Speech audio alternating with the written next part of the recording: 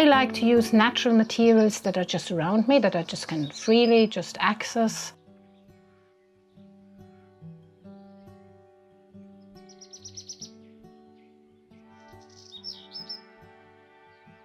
I was lucky. I met old farmers that were still able to show me this, because it's a very old craft and it's dying out. This is going to be a straw basket.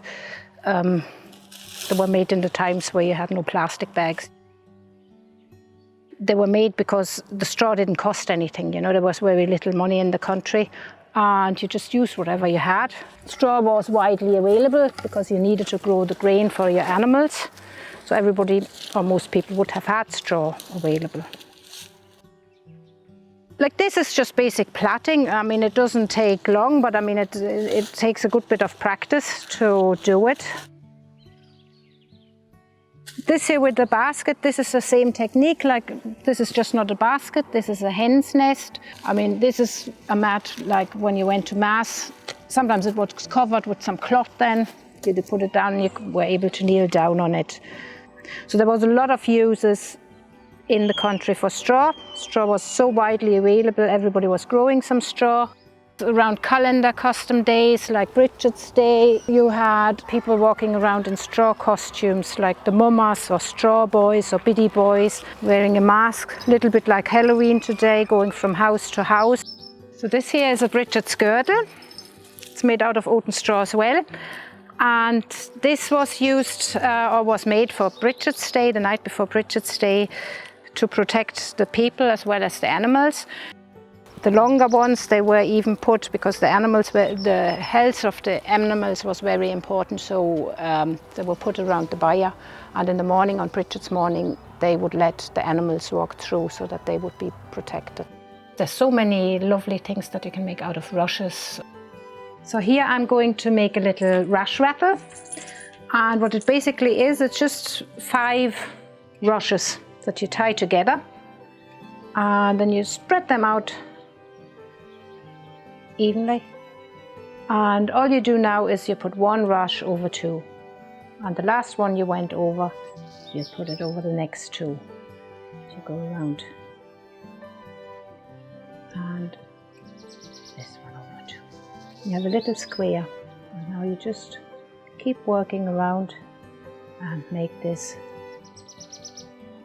square bigger. These rush rattles, you can make them as well out of willows.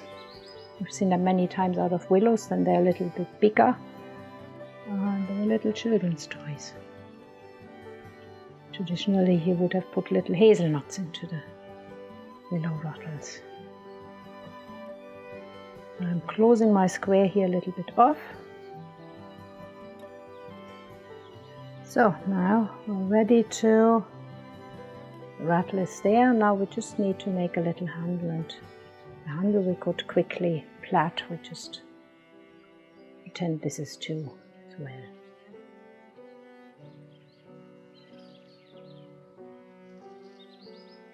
Before electricity, people used to use the rushes to light the cottages. I mean, they peeled the rushes here, they left 1 little green strip there. Then they pulled them through animal fat. Animal fat would have been melted in a pan like this. There's animal fat in it. When it's melted, it's liquid, and you pull it through, and all the air bubbles out of the white foamy bit in the middle of the rush goes out, and the fat goes in. And then you add a rush light. Here's a few prepared rush lights. This is a prepared rush light. That was pulled through the animal fat. And this is a rush light holder. So you put your rush in there, and when you actually light it, it lights like a candle. It was called the poor man's candle because it basically didn't cost anything. It was free. You had the rushes free, you had the fat free, and you just did light it. I mean, an average household would have needed 2,500 rushes to get through the winter with artificial light. It's important that we have places like Donaghshea Heritage Park because they keep these crafts alive. There's such a wide variety of eras they cover, and it's just brilliant.